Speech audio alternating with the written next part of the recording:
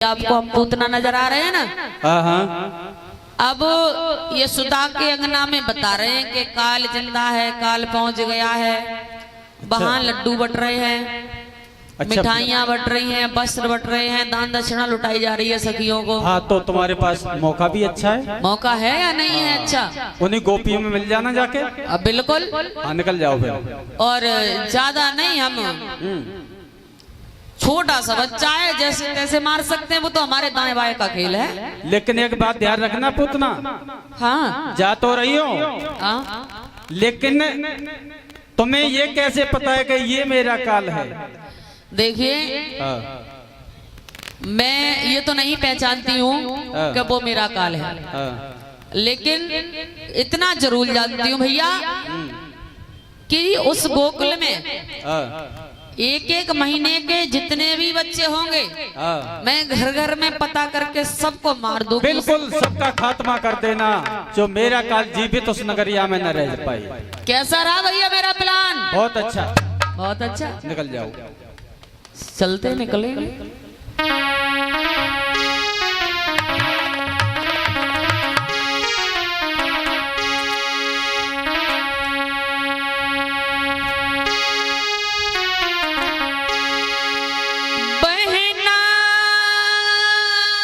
कह रही बारंबार भैया गोपी रूप बनाए।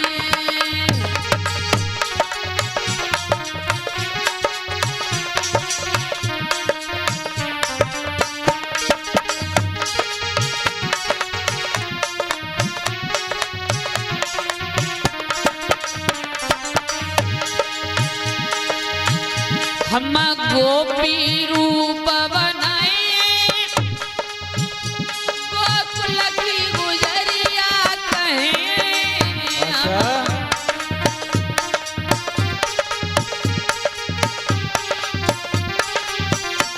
सुनो, सुनाओ। सुन रहे हो राजन? सुनाओ। अब सुंदर सो रूप बनाएंगे। अच्छा। एक चुटिया पीछे लंबी लटकाएंगे और सुंदर सी गुजरिया बन के जाएंगे। वो यशोदा तो पता भी नहीं कर पाई कि है कौन। हम द्वार नंद के जाइए, चारों काल मार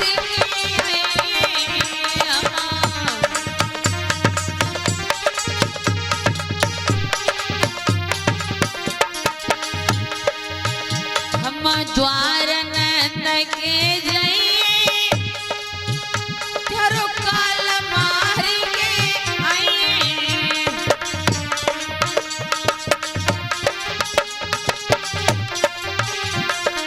और इसी भी सम्मानीय श्रीमान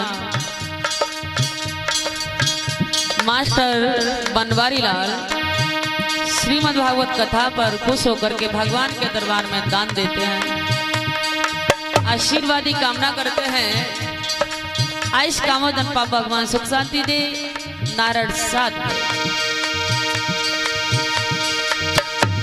कि भैया बिनती बारंबार हमत गोपी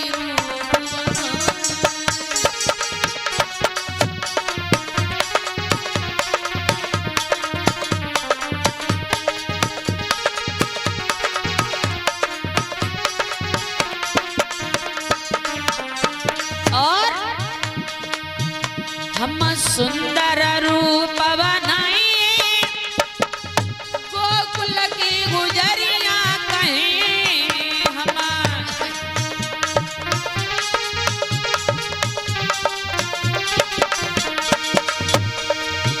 हम सुंदर रूप बनाए, गोकुल की गुजरिया कहें।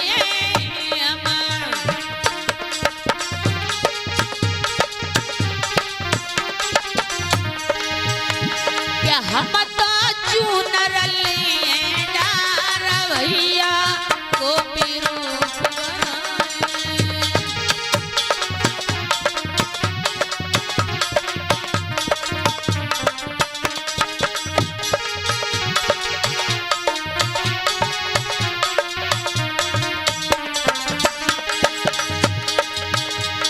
पास काल के जई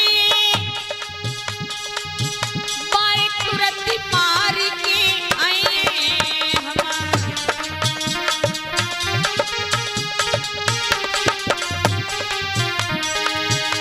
कि पाई हम जान सिंधी मारी प्यारे गोपी रूप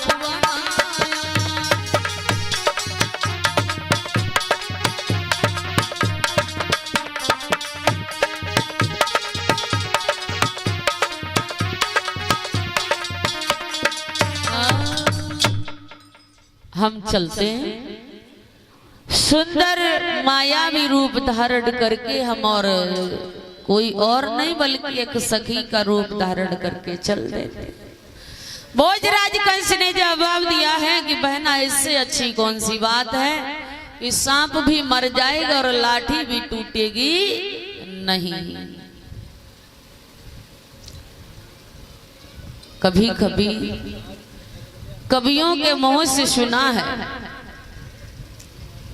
जिस दिन बच्चे का जन्म होता है उसी दिन लिख दिया जाता है कि तेरी उम्र कितनी है। चाहे हम और आप कितने भी उपाय कर लें प्यारे, लेकिन जिस दिन हमारी मृत्यु आ गई उसे कोई टाल नहीं सकता और जिसका जीवन है उसे कोई मार नहीं सकता। ये सत्य है। जिसकी मृत्यु नहीं आई है उसे कोई मार नहीं सकता और जिसका जीवन नहीं है उसको कोई बचा नहीं सकता। जहां की जिस बच्चे ने जिस प्राणी ने मां के गर्भ से जन्म लिया है उसको मरना तो पड़ेगा।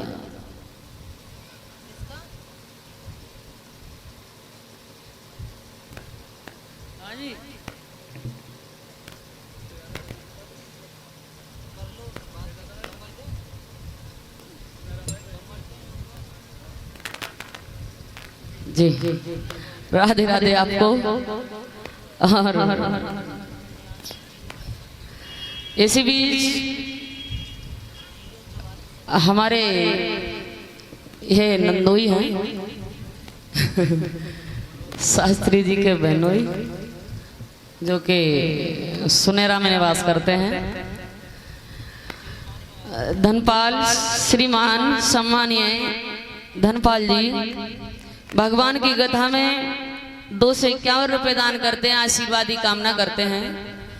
आयुष कामोदन पामो, भगवान सुख शांति दे और नारायण साध दे। देखिए इस वक्त और इस समय को तो भगवान ने भी नहीं टाल पाया, तो हम और आप कौन होते हैं? हम और आप कौन होते हैं? भगवान सच्चिदानंद गोविंद ने श्री नारायण जी ने माता कौशल्या के गर्भ से जन्म लिया था, उन्हें भी काल लेने के लिए आया था।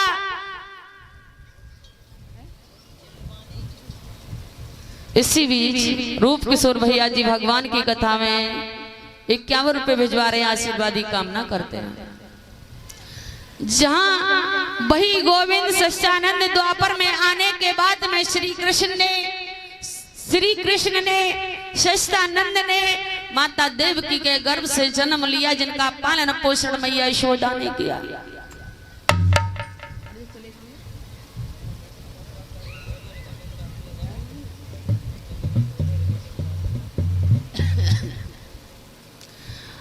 तो भगवान श्री कृष्ण कन्हैया की भी मृत्यु हुई थी। हम आप कुछ नहीं कर सकते। कभी देखिए राम की मृत्यु आपने सुनी है, उन्हें काल लेने के लिए आया था। क्या सीता की मृत्यु सुनी है? नहीं सुनी ना। आखिर क्यों नहीं सुनी? सुनी इसलिए नहीं कि देवी सीता ने मां के गर्भ से जन्म नहीं लिया था। बिल्कुल बिल्कुल, बहुत अच्छी बात है। मां के गर्भ से जन्म नहीं लिया था और यदि हम सीता के विषय में पहुंच जाएंगे तो समय भी ज्यादा हो जाएगा। नहीं नहीं, कथा पढ़े आगे। बहुत लंबी बात है सीता जी की कि सीता किसकी बेटी थी, लेकिन मेरा 100% मानना यह है, विस्तार से नहीं समझा पाऊंगी, थोड़ा ही बताऊंगी कि सीता पृथ्वी की बेटी थी। किसकी जी? पृथ्वी की। क्यों? क्योंकि जिस समय सीता जी ने पृथ्वी पर अनेक कष्टों का सामना किया था तो सीता ने किसी और को नहीं, किसे बुलाया था? धरती मां को बुलाया था ना। रामायण भी अच्छे से देखी होगी और किसी ने पढ़ी भी होगी। सीता मां ने कहा था कि हे मेरी मां, अब ये संसार के मुझसे कष्ट सहन नहीं होते, अब तो मुझे अपनी गोदी में उठा ले। धरती फटी, बोली हाँ बेटी ये सत्य है, ये दुनिया तेरे लायक नहीं है, तो चल मेरे साथ। सीता जी को वो अपने साथ में ले गए। ज्यादा चर्चा इस बात पर ना करते हुए हम चल रहे हैं कि जिसको जो आया है, जिसने जन्म लिया है वो मरेगा, लेकिन यह दुष्ट भोजराज कंस अपनी मृत्यु का उपाय कर रहा है कि मैं किसी भी तरीका से मर ना जाऊं। लेकिन कवि लिखते हैं, करो चाहे लाख चतुराई, करो चाहे लाख चतुराई, उसी घड़ी सबको जाना है।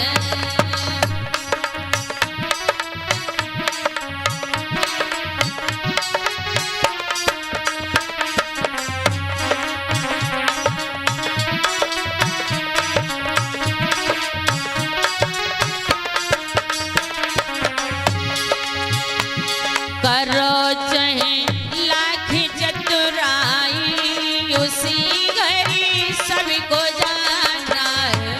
करो चाहे लाख चतुराई, उसी घड़ी सबको जाना है। करो चाहे लाख चतुराई, उसी घड़ी सबको जाना है। बनाई की ढांची का पुतला, उसी में भगवान रहते।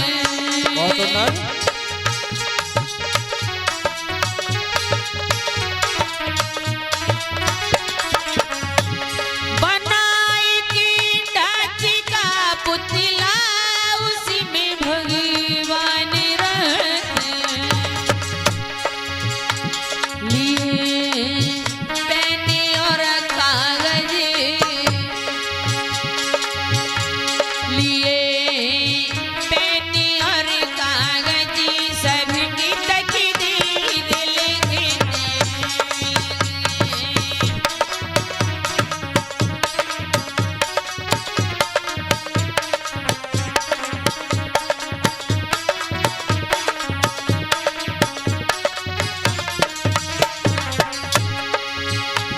गिरी जब डाल से डाली, तो रोया बाग का माली। गिरी जब पेड़ से डाली, कि रोया बाग का माली।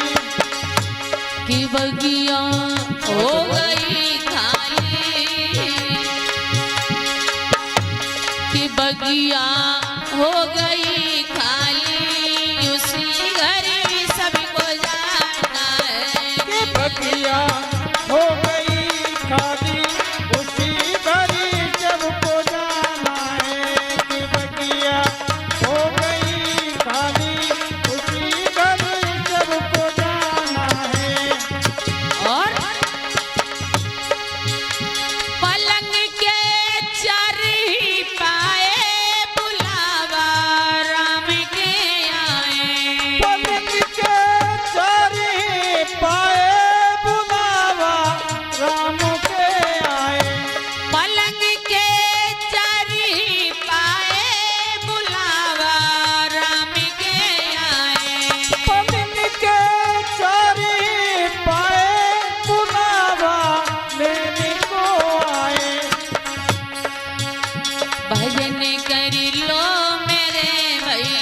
अति सुंदर।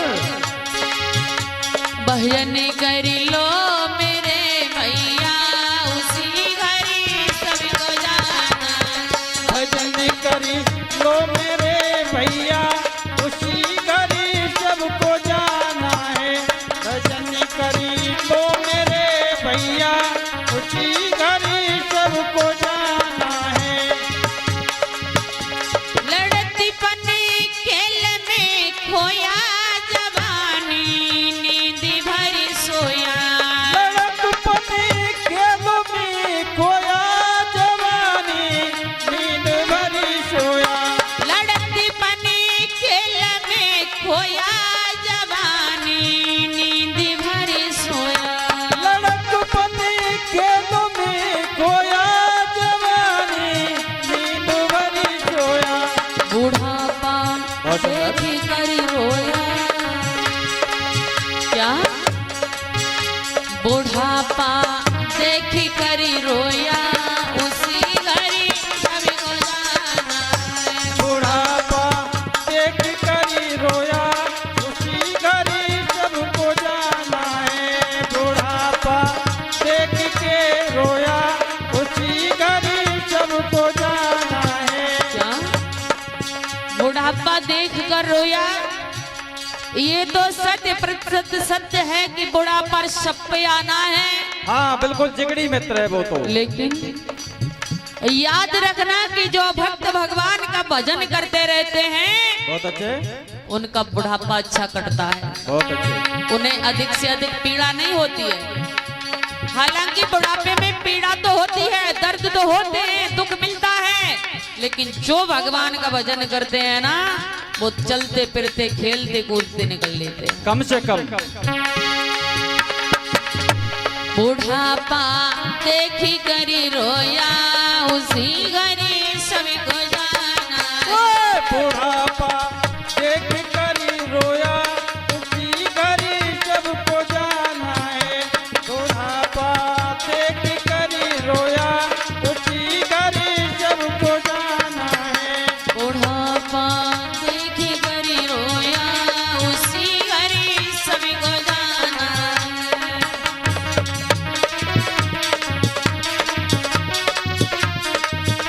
बोली गोविंद भगवान